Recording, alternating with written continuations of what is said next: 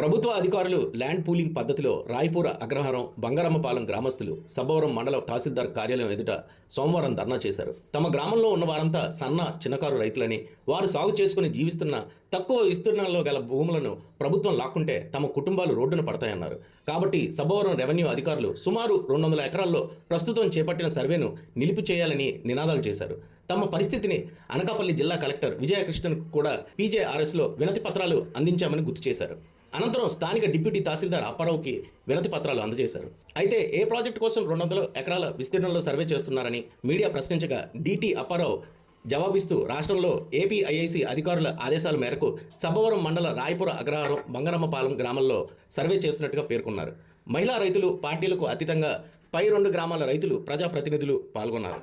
రాయపుర అగ్రహారం గ్రామ సర్పంచ్ నండి. మా గ్రామంలో గత 3 రోజులుగా కనీసం రైతులకు ఎవరికి కూడా తెలియకుండా సర్వే జరుగుతుందనేసి మా ఊర్లోకి 5-6 బృందాలు వచ్చి సర్వే నిమిత్తం సర్వే చేస్తున్నాం అని చెప్పారు. అయితే గతంలో మా గ్రామంలో పూర్తి సర్వే అయిపోయింది, మాకు పాస్బుక్లు కూడా రిసీవ్ చేసి ఉన్నారు.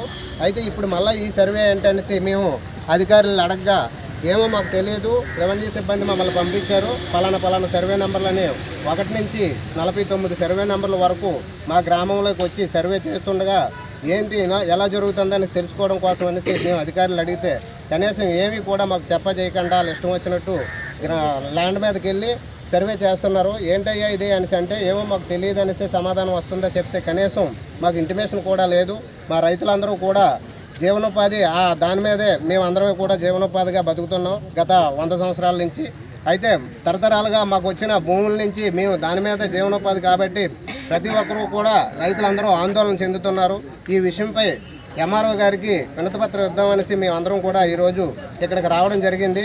అయితే ఎంఆర్ఓ గారు లేని పక్షంలో మేము డీటీ గారికి వినతిపత్రం ఇవ్వడానికి మేమందరం సిద్ధంగా ఉన్నాం. మరి కొద్ది క్షణాల్లో మంది పైన ఉంటారండి రైతులు 200, 300. అలాగే బంగారంపాలెం రెవెన్యూ పంచాయతీ వాళ్ళు ఉన్నారు, అలాగే టెక్కలపాలెం పంచాయతీలు ఉన్నారు, రాయప్రకారం పంచాయతీ వాళ్ళు ఉన్నారు. మొత్తం అందరూ 3 గ్రామాలు కలిపి 300 పైన మంది ఉంటారండి రైతులు. అవి జరాయితీ భూముల, ఆక్రమిత భూముల? జరాయితీ భూములు అండి. గవర్నమెంట్ భూమి? గవర్నమెంట్ భూములు తక్కువనండి. గవర్నమెంట్ భూములు ఒక 40 ఎకరాలు ఉంటుంది తప్ప మిగతా అంతా జరాయితీ. ఏం చెప్పలేదు, మాకు తెలియకుండా రెవెన్యూ డిపార్ట్మెంట్ వచ్చి కొలుస్తున్నారు. ఈఆర్ఓ కూడా వచ్చి భూమి కొలుస్తున్నాం, ఇవ్వకపోయినా సరే మేము తీసుకుంటామని మాకు చెప్తున్నారు వాళ్ళు. అది ఎంతవరకు సమంజసం? అది కరెక్ట్ కాదు. మేము అందరం కూడా రైతులందరం వచ్చాం, రైతులందరూ వ్యతిరేకిస్తున్నాం.